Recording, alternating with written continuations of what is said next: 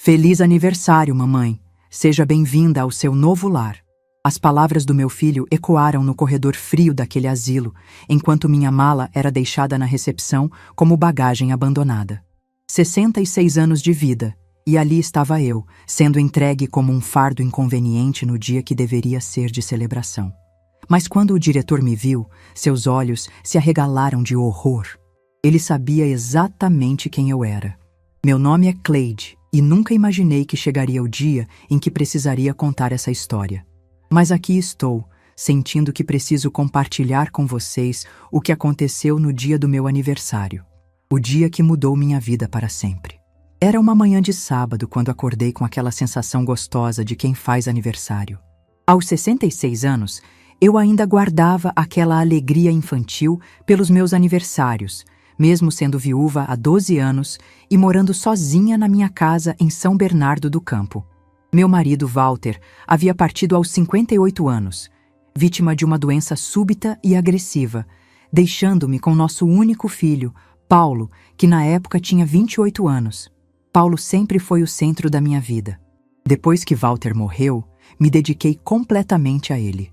Ajudei a pagar sua faculdade de engenharia, apoiei quando ele abriu a própria empresa, comemorei quando conheceu Isabela e chorei de alegria no casamento deles.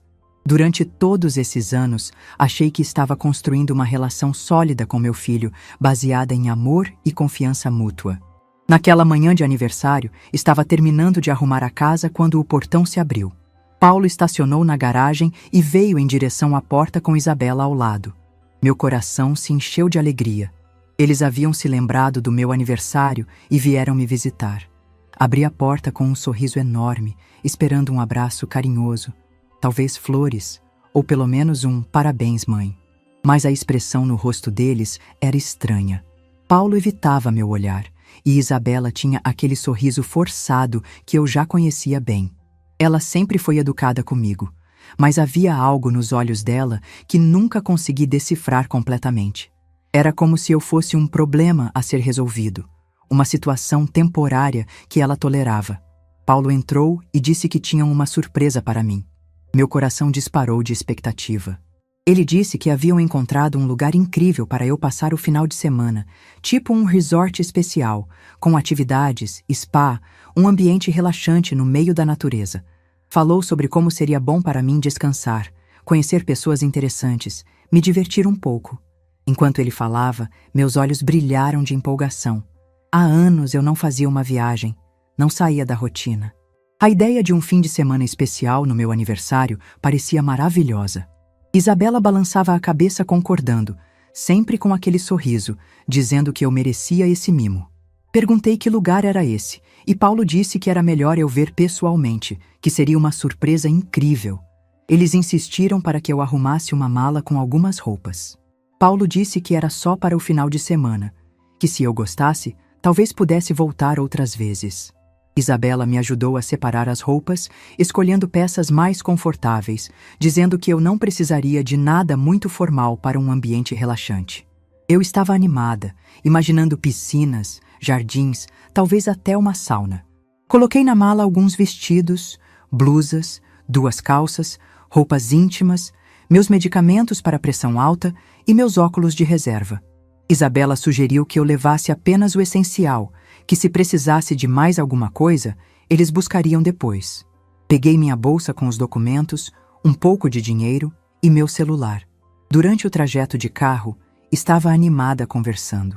Perguntei sobre o trabalho de Paulo, sobre os planos deles para o futuro, se pensavam em ter filhos. Comentei como estava ansiosa para conhecer esse lugar especial, se tinha piscina, se a comida era boa. Paulo respondia de forma evasiva, claramente nervoso. Isabela olhava pela janela, de vez em quando soltando um "você vai adorar" ou "vai ser uma experiência única". Comecei a achar estranho quando percebi que não estávamos indo para o interior, onde imaginava que ficavam esses resorts de relaxamento. Estávamos saindo da cidade, pegando uma estrada que eu conhecia pouco. Perguntei onde exatamente ficava esse lugar. E Paulo disse que era um pouco afastado, mais tranquilo, longe da agitação da cidade. Depois de quase 1 hora de viagem, chegamos a um portão grande com uma placa discreta. Lar do Horizonte, residência para a terceira idade. Meu sangue gelou. Senti como se tivesse levado um balde de água fria. Olhei para Paulo e perguntei se aquilo era um asilo. Ele rapidamente disse que não era asilo, que era uma residência especial, tipo um clube, um lugar diferente, moderno. Mas eu sabia o que era aquilo. Por mais bonitas que fossem as palavras que eles usavam, por mais que tentassem disfarçar com termos como residência e clube, era um asilo. E eu estava sendo enganada, trazida para cá sob o pretexto de uma viagem de aniversário. O porteiro nos reconheceu. Aparentemente, Paulo já havia estado ali antes. Isso me atingiu como um soco no estômago. Eles haviam planejado tudo isso às minhas costas. Haviam visitado o lugar, feito arranjos, tomado decisões sobre minha vida sem sequer me consultar. Entramos no hall principal, um ambiente limpo e bem decorado, mas que cheirava aquele cheiro característico de instituição, desinfetante misturado com comida de refeitório e aquele odor indefinível que lugares fechados têm. Havia alguns idosos sentados em poltronas, outros caminhando devagar pelos corredores, alguns funcionários de jaleco branco. Paulo se dirigiu à recepção e disse que tinha agendamento com o diretor. A recepcionista, uma moça jovem com sorriso profissional, disse que o Dr. Rafael os esperava. Nesse momento, minha mala foi colocada no chão, ao lado da recepção, como bagagem de alguém que estava chegando para ficar. A ficha finalmente caiu por completo. A viagem de fim de semana era mentira. O resort especial era mentira. Tudo havia sido uma encenação elaborada para me trazer até ali sem resistência. Senti minhas pernas tremerem. Olhei para Paulo e perguntei diretamente por que eles haviam mentido para mim. Ele desviou o olhar e disse que não era mentira, que realmente era só uma visita, que íamos conversar com o diretor para eu conhecer as opções. Isabela se aproximou de mim e disse, com aquele tom doce que soava falso: Dona Cleide, a senhora vai ver como é bom aqui. Vai ter companhia, vai fazer atividades, não vai ficar sozinha em casa se preocupando com tudo. Como se minha preocupação maior fosse a solidão, e não o fato de estar sendo abandonada pela própria família. Foi então que um homem de uns 50 anos, cabelos grisalhos, terno escuro, apareceu no corredor. Era o diretor. Ele se aproximou de nós com um sorriso profissional, estendendo a mão para cumprimentar Paulo. Mas quando seus olhos se voltaram para mim, a expressão dele mudou completamente. O sorriso sumiu do rosto dele. Seus olhos se arregalaram e ele ficou me encarando com uma mistura de choque e algo que parecia ser horror. Por alguns segundos que pareceram eternos, nós nos olhamos em silêncio. Eu sabia exatamente por que ele estava me reconhecendo, mas decidi naquele momento que ia fingir que não sabia de nada. Uma calma estranha tomou conta de mim. Se meu filho achava que podia me enganar, se pensava que eu era uma velha indefesa que aceitaria qualquer coisa, ele estava muito enganado. Eu queria ver até onde essa farsa toda ia chegar. Queria entender exatamente quais eram as intenções dele ao me trazer para cá. Paulo e Isabela não perceberam a mudança na expressão do diretor. Eles estavam concentrados em fingir que aquela era uma situação normal, uma visita familiar comum. Paulo começou a falar sobre como eu era uma pessoa especial, que merecia cuidados especiais, que eles queriam o melhor para mim. O diretor continuava me olhando, agora com uma expressão que misturava espanto com algo parecido com respeito e confusão. Ele se recompôs rapidamente, mas eu percebi que estava lutando para entender a situação. Fiz um leve movimento com a cabeça, quase imperceptível, sinalizando para ele ficar em silêncio. Ele nos convidou para entrar em sua sala, sempre me olhando de forma cuidadosa, como se estivesse tentando decifrar o que eu queria que ele fizesse. Durante todo o caminho pelo corredor, mantive uma expressão neutra, fingindo ser apenas uma idosa comum sendo trazida pela família. Mas por dentro, uma mistura de raiva e curiosidade estava fervendo. Eu queria saber exatamente o que meu filho estava planejando, quais eram suas verdadeiras intenções ao me trazer para o lugar que eu mesma havia criado. E mais importante, eu queria ver a cara dele quando descobrisse quem realmente mandava ali. Entramos na sala do diretor, um ambiente elegante com móveis de madeira nobre e uma vista privilegiada dos jardins. O Dr. Rafael nos ofereceu lugar em poltronas confortáveis, mas eu percebia que suas mãos tremiam ligeiramente quando organizava os papéis sobre a mesa. Ele tentava manter a compostura profissional, mas seus olhos voltavam para mim a cada instante, como se estivesse esperando algum sinal de como deveria agir. Paulo se acomodou na poltrona ao meu lado e começou sua apresentação. Falou sobre como eu estava ficando esquecida ultimamente, como ele se preocupava com minha segurança morando sozinha, como achava que eu precisava de companhia e cuidados especializados. Cada palavra que saía da boca do meu filho era como uma facada no meu coração, mas mantive o rosto impassível. Isabela completava as frases dele, acrescentando detalhes sobre minha fragilidade que eu mesma desconhecia. Segundo ela, eu havia esquecido de desligar o fogão 2 vezes na semana passada. Havia deixado a torneira aberta, estava confusa com os medicamentos. Tudo mentira, claro. Mentiras elaboradas para justificar o que eles estavam fazendo comigo. O Dr. Rafael escutava em silêncio, ocasionalmente anotando algo no bloco, mas eu percebia sua crescente indignação. Ele conhecia minha história, sabia exatamente quem eu era e do que era capaz. Estar ali ouvindo aquelas calúnias sobre minha pessoa deve ter sido torturante para ele, mas respeitou meu sinal de silêncio. Quando Paulo terminou sua exposição, o diretor se dirigiu diretamente a mim. Perguntou, com voz cuidadosa, como eu me sentia sobre a possibilidade de morar ali. Era minha chance de acabar com aquela farsa, de revelar quem eu realmente era. Mas algo dentro de mim queria ir até o final daquela encenação. Respondi com voz frágil, fingindo confusão, dizendo que não entendia bem o que estava acontecendo, que achava que tinha vindo passar um fim de semana num lugar bonito e agora estava tudo muito confuso. Paulo e Isabela trocaram olhares satisfeitos, acreditando que eu estava realmente desorientada. O Dr. Rafael me perguntou se eu tinha alguma pergunta sobre o lugar, se queria conhecer as instalações. Eu disse que gostaria de ver os quartos, as áreas comuns, entender como funcionava. Ele se levantou prontamente e nos convidou para um tour pelas dependências. Caminhamos pelos corredores que eu conhecia como a palma da minha mão. Eu havia aprovado cada detalhe daquela construção, desde a cor das paredes até a disposição dos jardins. Havia escolhido pessoalmente os móveis, os quadros, até as plantas que enfeitavam os ambientes, mas fingi estar vendo tudo aquilo pela primeira vez.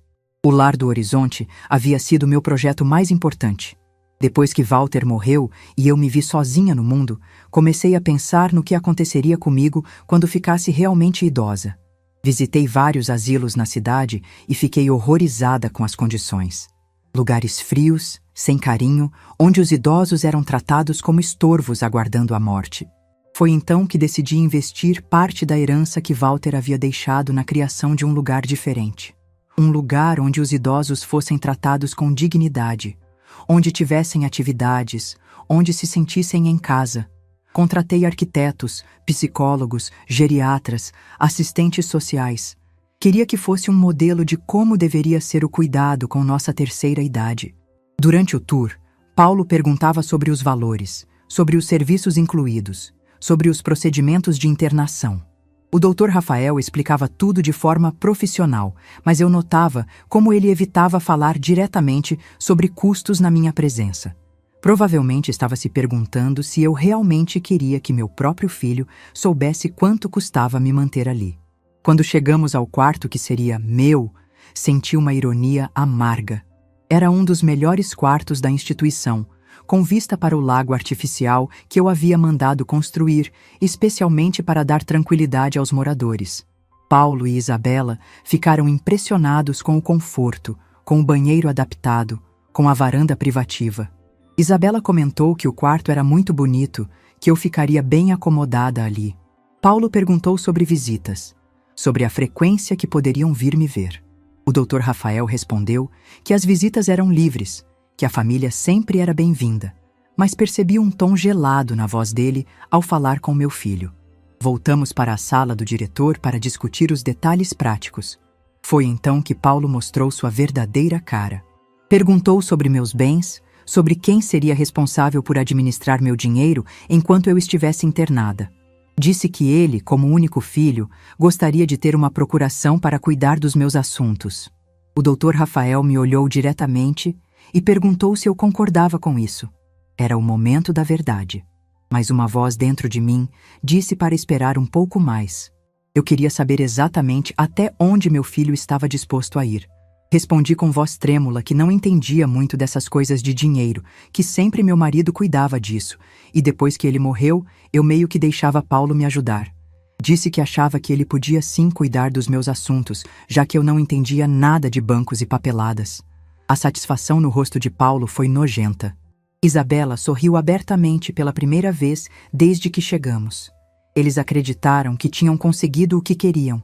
Uma velha confusa que entregaria todos os seus bens nas mãos deles.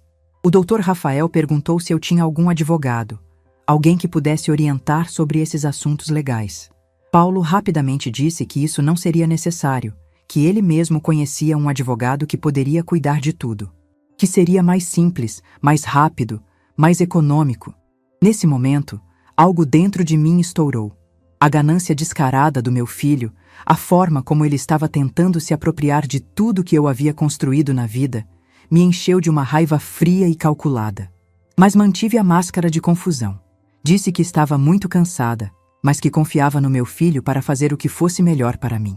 Perguntei se podia descansar um pouco antes de tomar qualquer decisão. O Dr. Rafael prontamente disse que eu podia usar o quarto para descansar o quanto quisesse.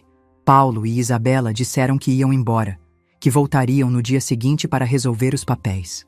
Antes de sair, Paulo me beijou na testa e disse que eu ficaria muito bem ali, que não precisava me preocupar com nada. Isabela também me deu um beijinho, dizendo que eu ia fazer muitas amizades, que seria uma nova fase da minha vida.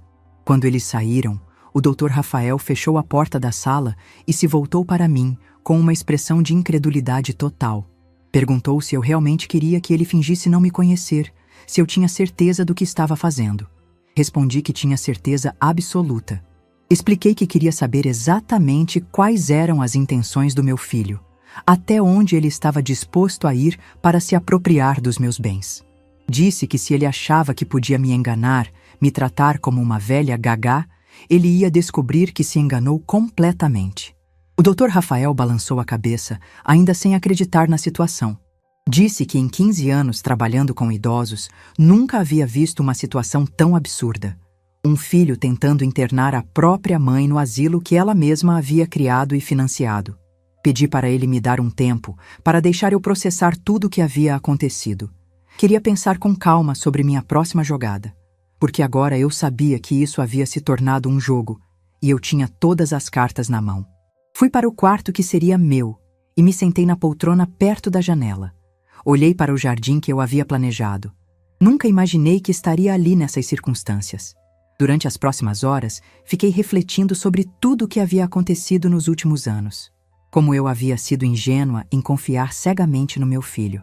Como havia interpretado mal os sinais de que ele e Isabela tinham outros planos para mim. Como havia superestimado o amor que eles sentiam por mim.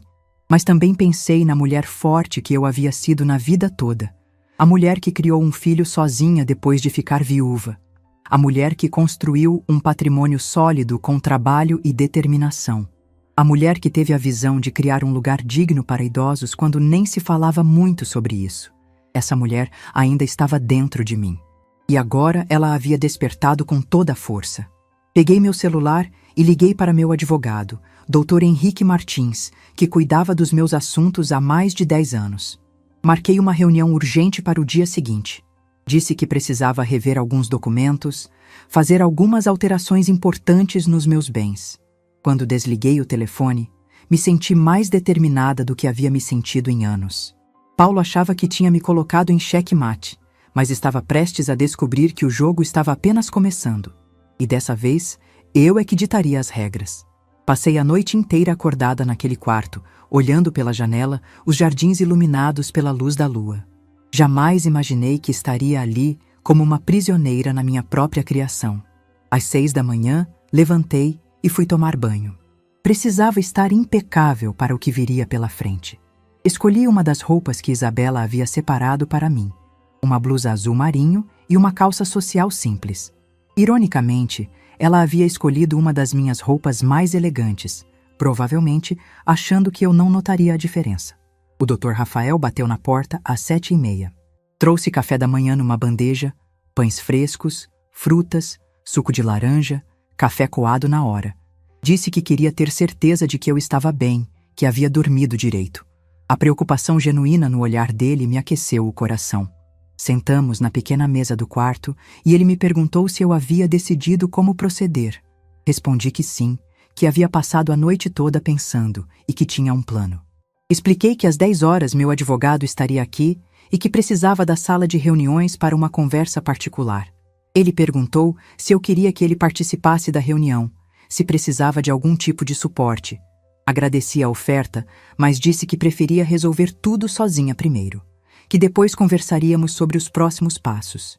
Ele concordou, mas pude ver nos olhos dele uma mistura de curiosidade e preocupação. Às 9h30, Paulo ligou.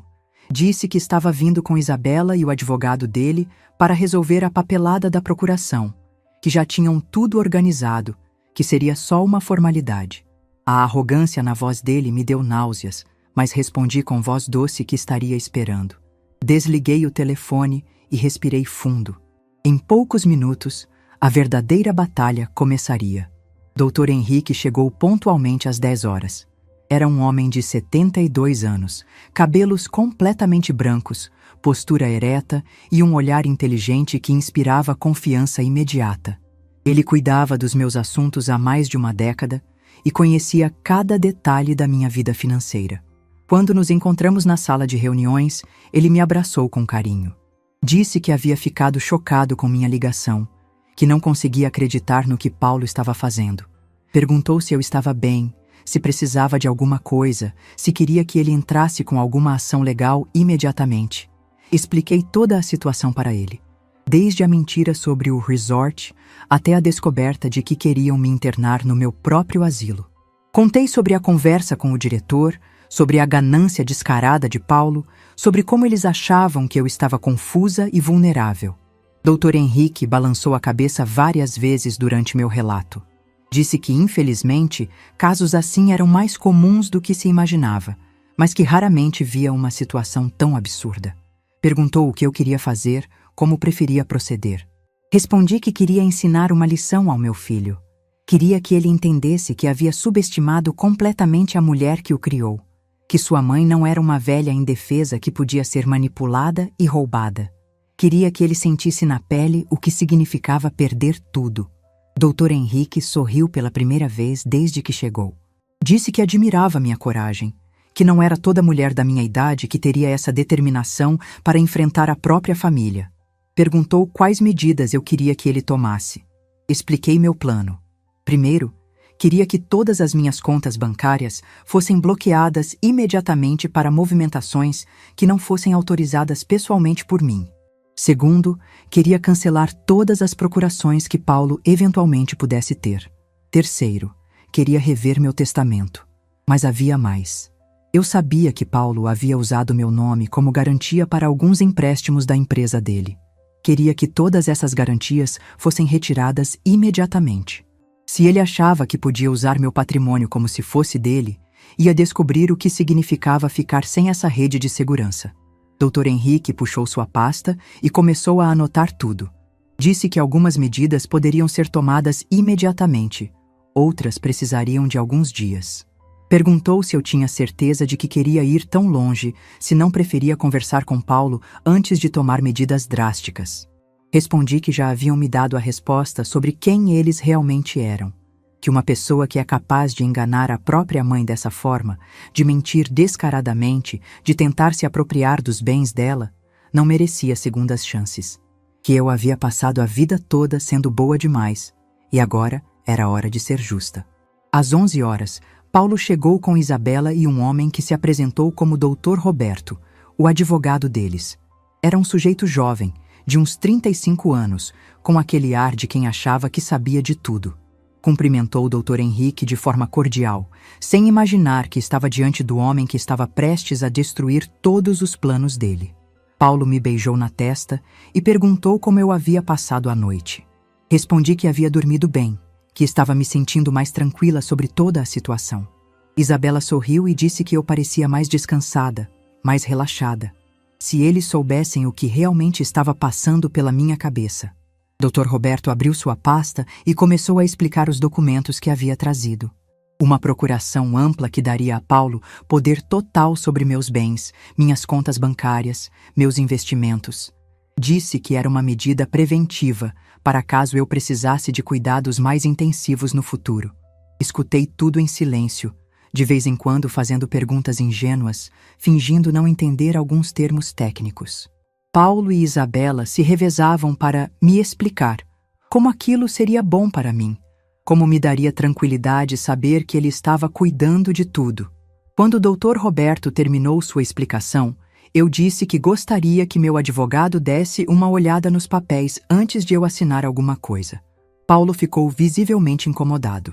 Disse que não era necessário, que Dr. Roberto era muito competente, que aqueles eram documentos padrão. Mas eu insisti. Disse que Walter sempre me ensinou a nunca assinar nada sem ler com calma, e que Dr. Henrique era quem cuidava dos meus assuntos há anos, que eu confiava nele para me orientar. Dr. Henrique pegou os documentos e começou a lê-los cuidadosamente. De vez em quando fazia uma cara de desaprovação, balançava a cabeça, fazia anotações. A tensão na sala era palpável. Paulo tamborilava os dedos na mesa. Isabela mexia no cabelo nervosamente. Dr. Roberto tentava manter a compostura profissional. Depois de quase meia hora analisando tudo, Dr. Henrique se pronunciou. Disse que os documentos eram muito abrangentes, que davam poderes excessivos para uma pessoa só, que recomendava algumas alterações para proteger melhor meus interesses. Paulo explodiu. Disse que Dr. Henrique estava complicando uma situação simples, que eles só queriam me ajudar, que não havia necessidade de tanta burocracia, que eu estava confusa e precisava de alguém para tomar decisões por mim. Foi nesse momento que decidi revelar parte das minhas cartas. Olhei diretamente para Paulo e disse com voz firme: "Filho, eu posso estar com 66 anos, mas minha mente está perfeitamente lúcida, e estou começando a entender exatamente o que está acontecendo aqui." O silêncio que se fez na sala foi ensurdecedor. Paulo me olhou com surpresa, como se fosse a primeira vez que ouvia essa firmeza na minha voz. Isabela ficou pálida. Dr. Roberto parou de mexer nos papéis. Continuei. "Ontem vocês me trouxeram aqui mentindo que era um passeio de aniversário. Hoje vocês aparecem com procurações para tomar conta dos meus bens. Vocês realmente acham que eu não conseguiria conectar os pontos?" Paulo tentou argumentar. Disse que eu estava interpretando tudo errado, que eles só queriam me proteger. Mas eu levantei a mão e o interrompi. Disse que agora era minha vez de falar e que ele ia me escutar até o final. Expliquei que havia percebido a mentira desde o momento que chegamos ali, que sabia exatamente que tipo de lugar era esse, que havia fingido confusão porque queria ver até onde eles eram capazes de ir, e que estava chocada com a desonestidade e a ganância que havia descoberto. A cara de desespero de Paulo foi patética. Ele começou a gaguejar, tentando encontrar uma explicação que fizesse sentido. Isabela ficou vermelha e disse que eu estava sendo injusta, que eles realmente se preocupavam comigo. Foi então que Dr. Henrique entrou na conversa. Disse que havia algumas informações importantes que precisava compartilhar com todos, que havia tomado algumas medidas preventivas para proteger meu patrimônio, considerando as circunstâncias suspeitas. Explicou que todas as minhas contas haviam sido bloqueadas para movimentações não autorizadas pessoalmente por mim, que todas as garantias que eu havia dado para empréstimos de terceiros estavam sendo canceladas, que qualquer tentativa de usar meu nome ou meus bens sem minha autorização seria considerada crime. A reação foi imediata. Paulo ficou branco como papel. Isabela começou a chorar. Dr. Roberto disse que aquilo era um exagero, que ia complicar a situação de todo mundo. Mas eu estava longe de terminar. Olhei para meu filho e disse: "Paulo, você quer tanto cuidar dos meus assuntos? Então vou te dar essa oportunidade. A partir de agora, você vai ter que cuidar dos seus próprios assuntos, sem usar meu dinheiro como muleta." E ainda havia uma última surpresa que eles não estavam esperando. O silêncio na sala era tão denso que eu podia ouvir o relógio da parede marcando cada segundo. Paulo estava pálido, com as mãos tremendo ligeiramente. Isabela chorava baixinho, tentando limpar as lágrimas discretamente. Dr. Roberto organizava nervosamente os papéis que agora não serviam para nada. Levantei-me da cadeira devagar, caminhei até a janela e olhei para os jardins. Respirei fundo antes de me virar para eles novamente. Era a hora da revelação final, da cartada que eles jamais esperariam. Vocês sabem, há uma coisa muito interessante sobre este lugar. Comecei, com voz calma e controlada. Vocês fizeram uma pesquisa muito boa para me trazer aqui. Escolheram o melhor asilo da região, o mais bem estruturado, o mais respeitado. Paulo me olhava sem entender aonde eu queria chegar. Isabela havia parado de chorar e estava prestando atenção. Dr. Roberto ergueu os olhos dos papéis. O que vocês não sabem, continuei, caminhando lentamente de volta para a mesa, é que este lugar existe por causa de uma mulher que perdeu o marido cedo e decidiu criar algo digno para os idosos da nossa região. Uma mulher que investiu sua herança, seus sonhos e vários anos da sua vida neste projeto. O Dr. Henrique sorriu discretamente. Ele sabia o que estava por vir. Uma mulher que queria ter certeza de que quando chegasse a sua vez de precisar de cuidados especiais, existiria um lugar onde ela fosse tratada com dignidade e respeito. Parei bem na frente de Paulo e o encarei diretamente. Essa mulher sou eu, filho. Eu sou a proprietária e fundadora do Lar do Horizonte. A reação foi devastadora. Paulo ficou com a boca aberta, literalmente sem conseguir falar. Isabela soltou um gemido de desespero. Dr. Roberto derrubou os papéis no chão. Isso significa, continuei, que vocês não apenas tentaram me enganar e me roubar, vocês tentaram me internar no lugar que eu mesma criei. Vocês queriam que eu pagasse para morar na minha própria propriedade, enquanto vocês ficavam com todo o resto. Paulo tentou falar, mas eu levantei a mão para interrompê-lo. Não acabei ainda. Dr. Henrique, pode explicar para ele sobre as outras medidas que tomamos? Meu advogado se ajeitou na cadeira e abriu uma pasta. Com muito prazer. Além do bloqueio das contas e cancelamento das garantias, também alteramos o testamento da Sra. Cleide. Considerando as circunstâncias, ela decidiu deixar todo o seu patrimônio para instituições de caridade. A herança do Sr. Paulo foi, digamos, drasticamente reduzida. Foi como se uma bomba tivesse explodido na sala. Paulo se levantou bruscamente, derrubando a cadeira. Você não pode fazer isso. Eu sou seu filho, eu tenho direitos. Direitos? Minha voz saiu mais alta do que eu pretendia. Que direitos, Paulo? O direito de mentir? O direito de me enganar? O direito de tentar me roubar? O direito de me tratar como se eu fosse uma imbecil? Ele começou a andar de um lado para o outro, passando as mãos pelos cabelos. Mãe, você não entende. Eu preciso desse dinheiro. A empresa está com problemas. Eu tenho dívidas. Agora sim, está sendo honesto, respondi. Finalmente admitiu que isso tudo não era por mim. Era pelo dinheiro.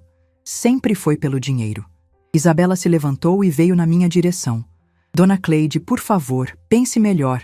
Paulo é seu único filho. A senhora não pode abandonar a própria família assim. Olhei para ela com uma calma que eu mesma não sabia que possuía. Família, Isabela. Família é quem está do seu lado nos momentos difíceis. Família é quem te respeita, te protege, te ama de verdade. Vocês dois passaram meses planejando como se livrar de mim e ficar com meu dinheiro. Isso não é família. Isso é traição. Paulo parou de andar e me encarou com uma expressão que eu nunca havia visto. Era raiva misturada com desespero.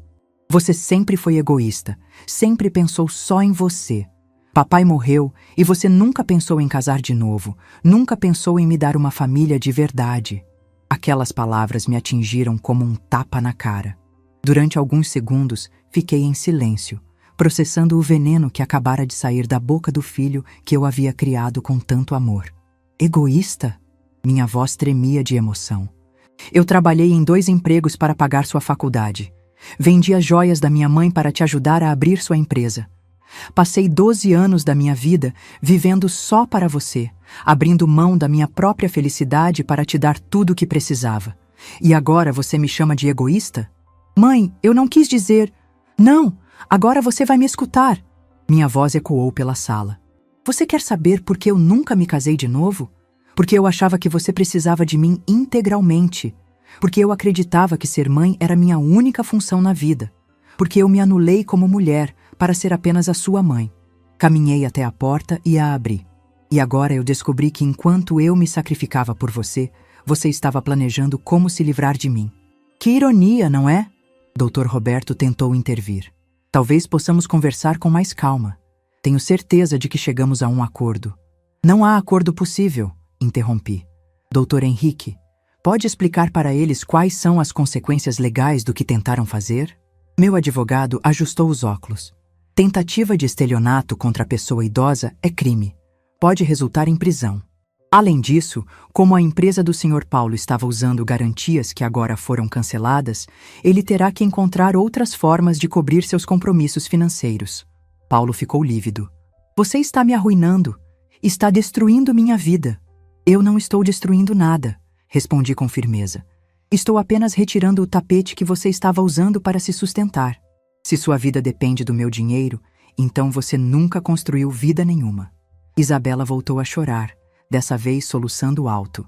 Dona Cleide, pelo menos pense nas crianças. Nós temos planos de ter filhos. Eles vão ser seus netos. Olhei para ela com uma tristeza profunda. Isabela, vocês acham que eu seria uma avó adequada para essas crianças? Vocês que planejaram me internar num asilo mentindo que era um passeio, acham que eu seria uma influência positiva na vida dos seus filhos? A ironia da situação me atingiu em cheio. Eles queriam usar futuros netos como chantagem emocional, mas haviam acabado de provar que eram capazes de qualquer coisa por dinheiro. Além do mais, acrescentei, como vocês vão sustentar essas crianças agora que terão que se virar sozinhos? Porque uma coisa eu garanto, nunca mais um centavo meu vai para vocês. Paulo se aproximou de mim uma última vez. Mãe, por favor, eu cometi um erro, mas você não pode me punir para sempre. Somos uma família. Olhei para aquele homem que eu havia gerado, criado, amado incondicionalmente por 40 anos. Tentei encontrar nele algum vestígio do menino carinhoso que ele havia sido um dia. Mas tudo o que eu via era um estranho desesperado, disposto a qualquer coisa para conseguir dinheiro. Paulo, disse com voz suave, a família que eu conhecia morreu ontem, quando encontrei minha mala na recepção de um asilo. Quando você me mentiu sobre um passeio de aniversário. Quando você planejou me internar aqui sem nem me consultar. Caminhei até a janela mais uma vez. Vocês me transformaram numa estranha na minha própria vida. Agora vão ter que aprender a viver sem mim. Dr. Roberto juntou os papéis espalhados e os guardou na pasta. Acho que não temos mais nada a discutir aqui. Paulo e Isabela se dirigiram para a porta. Antes de sair, meu filho se virou para mim uma última vez.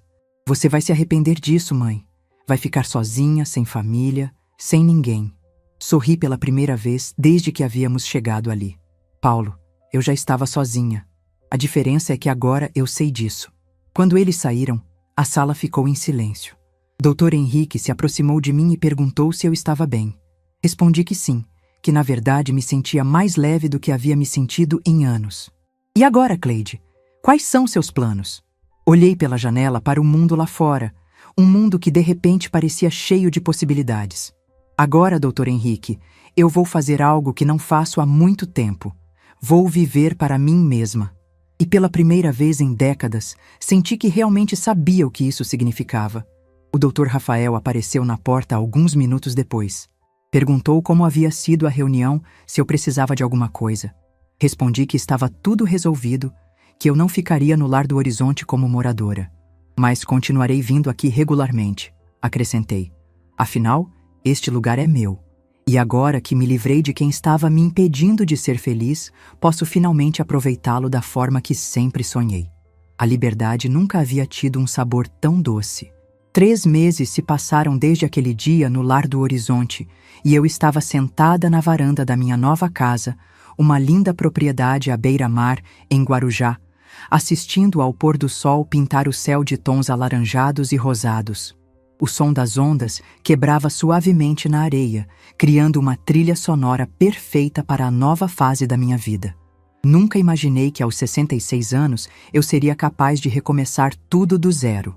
Mas ali estava eu, numa casa que escolhi com meu próprio gosto, decorada com móveis que comprei, pensando apenas no que me fazia feliz, vivendo uma rotina que era completamente minha. A mudança para o litoral havia sido uma decisão impulsiva, mas que se revelou perfeita. Depois do confronto com Paulo e Isabela, senti que precisava sair de São Bernardo do Campo. Aquela cidade tinha memórias demais, lembranças de uma vida que não existia mais.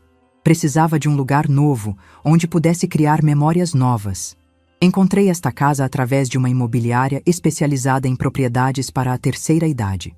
Era uma casa térrea, com 3 quartos, uma sala ampla com vista para o mar, uma cozinha espaçosa onde eu podia cozinhar apenas para mim, sem me preocupar se alguém gostava ou não do tempero. Tinha um jardim pequeno, mas bem cuidado, onde plantei rosas. Sempre adorei rosas. Mas Walter era alérgico. A adaptação foi mais fácil do que eu esperava. Nos primeiros dias, acordava meio perdida, esquecendo por alguns segundos onde estava. Mas logo a sensação de liberdade se instalou de forma definitiva. Podia acordar na hora que quisesse, tomar café da manhã na varanda olhando o mar, ler um livro inteiro sem ser interrompida. Fiz amizades rapidamente. Dona Marina, minha vizinha de 71 anos, viúva há 5 anos, se tornou uma companheira constante. Ela também havia passado por problemas com filhos que só apareciam quando precisavam de dinheiro. Nos encontrávamos todas as manhãs para caminhar na praia, e logo nossas conversas se tornaram um dos momentos que mais esperava no dia. Foi Dona Marina quem me apresentou ao grupo de leitura da Biblioteca Municipal. Todas as quintas-feiras, um grupo de mulheres se reunia para discutir livros, trocar experiências, conversar sobre a vida. Descobri que muitas delas tinham histórias similares à minha, mulheres que haviam se dedicado integralmente à família e que agora, na terceira idade, estavam redescobrindo quem eram. Teresa, de 69 anos, contou que os filhos tentaram convencê-la a vender a casa para dividir o dinheiro entre eles ainda em vida. Para evitar burocracias depois, diziam. Felizmente, ela teve coragem de recusar e hoje vive confortavelmente, ajudando causas sociais que considera importantes. Solange, de 74 anos, descobriu que a filha estava desviando dinheiro da sua conta há meses. Quando confrontou a situação, a filha disse que estava guardando o dinheiro para ela. Solange mudou de banco, trocou todas as senhas e hoje controla pessoalmente cada centavo que gasta. Ouvir essas histórias me fez perceber que minha situação não era única. Havia toda uma geração de mulheres que haviam se sacrificado pelos filhos e que agora descobriam que esse sacrifício não era valorizado, que o amor incondicional que ofereciam não era correspondido da mesma forma. Mas também descobri algo maravilhoso. Nunca é tarde para ser feliz. Aos 66 anos, eu estava tendo experiências que nunca havia tido. Aprendi a usar aplicativos no celular para pedir comida, para chamar táxi, para fazer compras online. Comecei a frequentar aulas de aquarela na Casa de Cultura da cidade. Sempre quis pintar, mas nunca tive tempo. Minhas manhãs se tornaram sagradas. Acordava cedo, fazia um café forte como gosto, sentava na varanda e ficava contemplando o mar enquanto planejava o dia. Às vezes não planejava nada, apenas deixava o dia fluir. Que luxo incrível era não ter que prestar contas dos meus horários para ninguém. As tardes eram para as atividades sociais, o grupo de leitura, as aulas de aquarela, os passeios com Dona Marina. Descobri que gostava de cozinhar quando não era uma obrigação, mas um prazer. Experimentava receitas novas, temperos diferentes, pratos que sempre quis fazer, mas que sabia que Paulo não gostaria. As noites eram para mim mesma. Lia na cama até tarde. Assistia filmes que queria ver. Ouvia música no volume que tinha vontade. Redescobri o prazer de estar sozinha, sem me sentir solitária. Há uma diferença enorme entre solidão e solitude, e eu finalmente havia aprendido a apreciar a segunda. O Lar do Horizonte continuava funcionando perfeitamente sob a administração do Dr. Rafael. Eu visitava uma vez por mês, não como uma moradora fugitiva, mas como a proprietária que era. Conversava com os idosos, participava de algumas atividades, verificava se tudo estava funcionando como planejado. Foi durante uma dessas visitas que conheci seu Antônio, um senhor de 78 anos que havia sido internado pelos filhos num esquema similar ao que tentaram comigo. A diferença é que ele realmente precisava dos cuidados especiais. Tinha problemas de memória e não conseguia mais viver sozinho. Conversar com seu Antônio me fez refletir sobre a diferença entre necessidade real e conveniência familiar. Ele realmente precisava estar ali, e mesmo assim os filhos quase nunca o visitavam. Eu, que não precisava de cuidados especiais, quase fui forçada a ficar num lugar que não queria apenas para a conveniência de Paulo e Isabela. Através de Dr. Henrique, soube que Paulo havia perdido a empresa. Sem as garantias que eu fornecia, ele não conseguiu renegociar os empréstimos e foi obrigado a fechar as portas. Isabela conseguiu um emprego numa loja de roupas no shopping. Eles tiveram que se mudar para um apartamento menor, mais simples. Uma parte de mim sentia pena. Afinal, Paulo era meu filho, e eu havia passado 40 anos amando-o incondicionalmente. Mas uma parte maior de mim sabia que ele precisava aprender a consequência das próprias escolhas, que precisava entender que ações têm resultados e que ele havia escolhido me tratar como um objeto descartável. Dr. Henrique me perguntou várias vezes se eu não queria reconsiderar, pelo menos parcialmente, as medidas que havia tomado. Se não queria ajudar Paulo de alguma forma. Mas minha resposta era sempre a mesma. Ele teve a oportunidade de me tratar com respeito e escolheu me tratar como uma coisa. Durante esses 3 meses, Paulo tentou me contatar algumas vezes. Ligou para meu celular, mandou mensagens, até apareceu uma vez na porta do Lar do Horizonte procurando por mim. Mas eu havia dado instruções claras para que não revelassem meu paradeiro. Não estava pronta para um confronto e talvez nunca estivesse. O curioso é que quanto mais tempo passava longe dele, mais eu percebia como nossa relação havia se tornado tóxica ao longo dos anos. Como eu havia me acostumado a ser diminuída, a ter minha opinião desconsiderada, a ser tratada como uma pessoa menos importante na minha própria vida. Agora, vivendo sozinha, tomando minhas próprias decisões, gastando meu dinheiro como bem entendia, eu entendia o que havia perdido durante todos esses anos. Havia perdido a mim mesma, e agora, finalmente, eu estava me reencontrando. A casa à beira-mar se tornou meu santuário. Cada cômodo tinha minha personalidade, cada objeto havia sido escolhido por mim. Não havia mais ninguém reclamando da decoração, da comida, da música, dos horários. Era minha casa, minha vida, minhas regras, e pela primeira vez em décadas, eu estava genuinamente feliz. 8 meses se passaram desde que me mudei para o Guarujá. 8 meses de uma vida que eu não sabia que era possível ter. Estava na varanda numa tarde ensolarada, lendo um livro que havia comprado na livraria do centro, quando o portão se abriu e uma figura familiar apareceu no jardim. Era Paulo. Mas não o Paulo arrogante e bem vestido que eu conhecia. Este homem que caminhava lentamente em direção à casa parecia ter envelhecido 10 anos. Estava mais magro, com cabelos grisalhos, roupas simples e algo nos olhos dele que eu não conseguia identificar. Talvez humildade, talvez arrependimento. Meu primeiro impulso foi fechar a porta e fingir que não estava em casa. Durante meses eu havia construído uma vida sem ele, uma vida em paz. Não precisava de conflitos, não precisava de drama. Mas algo me fez ficar parada, observando-o se aproximar. Ele parou no pé da escada da varanda e perguntou se podia subir. Sua voz estava diferente, mais suave, sem aquele tom de quem achava que tinha direito a tudo. Fiz um gesto indicando a cadeira vazia ao meu lado, mas não disse nada. Paulo subiu devagar e se sentou. Ficamos alguns minutos em silêncio, apenas olhando o mar. Ele parecia estar tentando encontrar as palavras certas, ou talvez apenas aproveitando estar perto de mim novamente.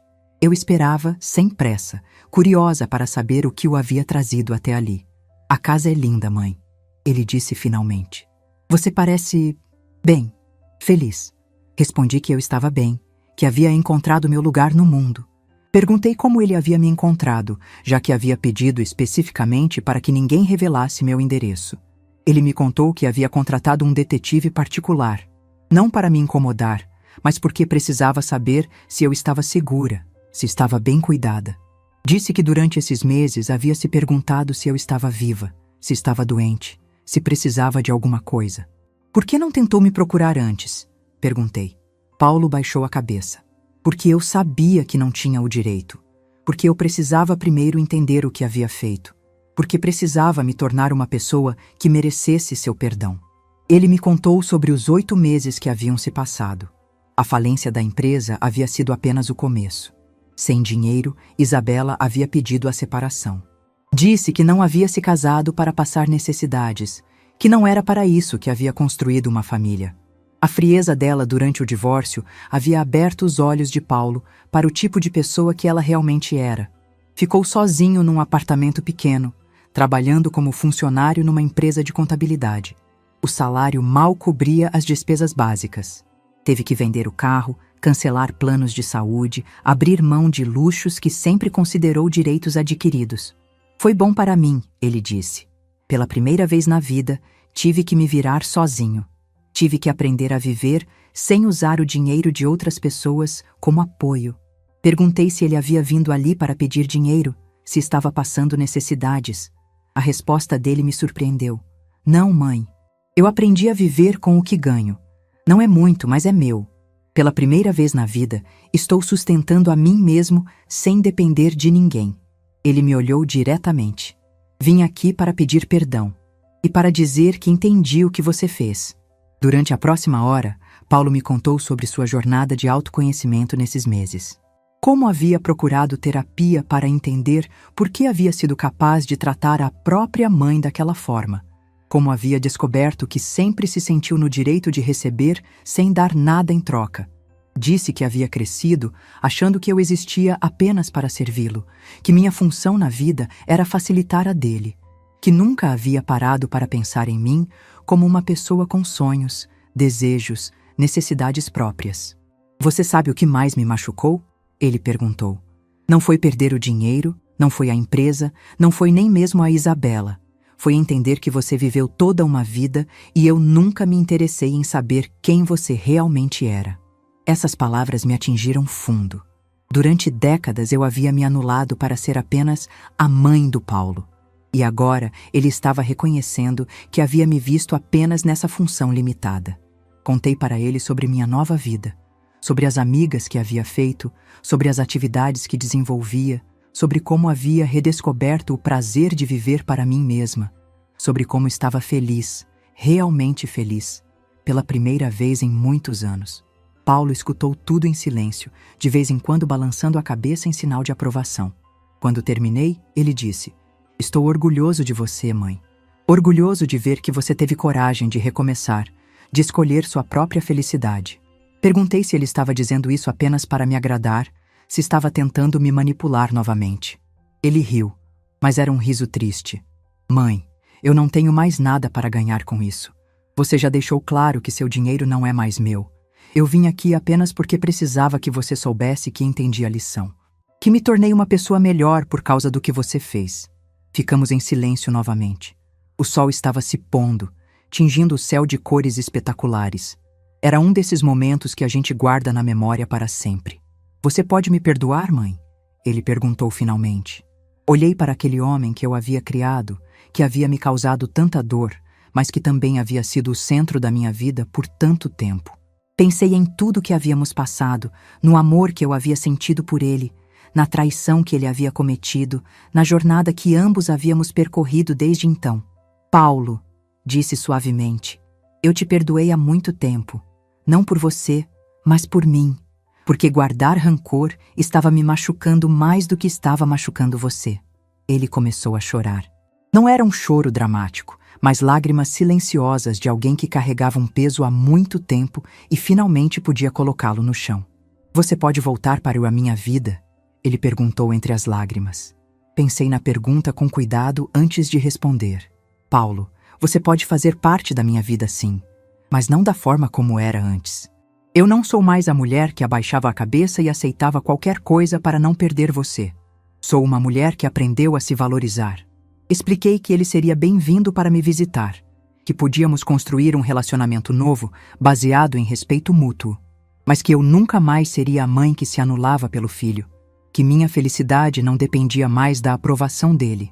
Paulo disse que entendia, que não esperava nem queria que eu voltasse a ser como antes, que admirava a mulher forte e independente que eu havia me tornado. Quando escureceu, ofereci jantar para ele. Preparamos a refeição juntos na cozinha, conversando sobre coisas simples, o trabalho dele, minha rotina na cidade, os livros que eu estava lendo. Era estranho como conseguíamos conversar normalmente depois de tudo que havia acontecido. Depois do jantar, ele disse que precisava voltar para São Paulo, que tinha trabalho no dia seguinte. Perguntei se ele queria dormir ali, mas ele disse que preferia pegar a estrada ainda naquela noite, que havia dito o que precisava dizer e não queria abusar da minha hospitalidade. Na hora da despedida, nos abraçamos. Foi um abraço diferente dos que costumávamos dar. Não era o abraço desesperado de quem tem medo de perder alguém, nem o abraço obrigatório de quem cumpre um protocolo familiar. Era o abraço de duas pessoas que se respeitavam e se importavam uma com a outra. "Posso te ligar às vezes?" ele perguntou. "Pode", respondi. "Mas Paulo, lembre-se, agora somos duas pessoas adultas que escolhem estar na vida uma da outra. Não é mais uma obrigação, é uma escolha." Ele sorriu. O primeiro sorriso genuíno que eu via dele em anos. "Obrigado por me ensinar isso, mãe. Obrigado por ter tido coragem de me mostrar como eu estava errado."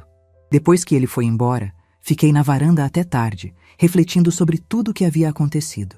Senti uma paz profunda, diferente de qualquer coisa que já havia experimentado.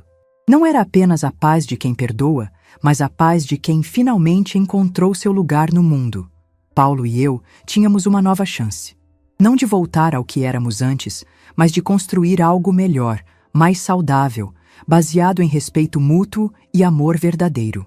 E o mais importante, eu havia provado para mim mesma que era possível escolher a própria felicidade, mesmo que isso significasse deixar para trás tudo o que eu pensava que conhecia sobre família e amor. Aos 66 anos, eu finalmente havia aprendido a lição mais importante da vida. Nunca é tarde para recomeçar, nunca é tarde para exigir respeito e nunca é tarde para escolher ser feliz.